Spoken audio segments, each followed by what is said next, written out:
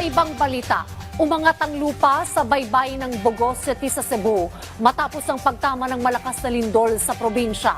Kung paano ito nangyari, alamin sa ulat ni Rod Lagusa.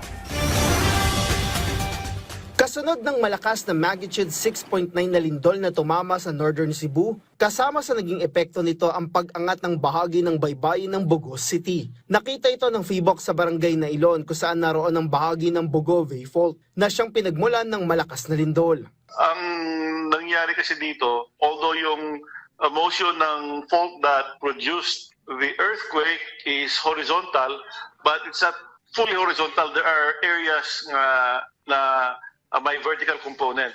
And ang nangyari dito, may uplift tayo. Aabot sa 1 metro ang itinaas ng lupa sa lugar. Ayon kay Direktor Bacolcol, dahil sa pag-angat nito, umatras ang tubig, kung saan nagkaroon ng karagdagang 70 meters na beach front sa lugar. Dahil dito, inaasahan na magkakaroon ng adjustment ang mga residente, gaya na lang kung saan dumadaong ang kanilang mga bangka. Paliwanag ni Bacolcol, hindi na ito bago dahil naobserbahan din ito nang mangyari ang 2013 Bohol earthquake. Cebu City is made up of limestones. And yung limestones nanggaling yan sa, yung mga bundok dito, limestone. So yung limestone kasi nanggaling yan sa dagat. So paano ka naka-produce ng limestone sa bundok? Ibig sabihin, through several thousands of earthquakes, umangat yung lupa, umangat yung limestone, kaya nagkakaroon tayo ng bundok na limestone.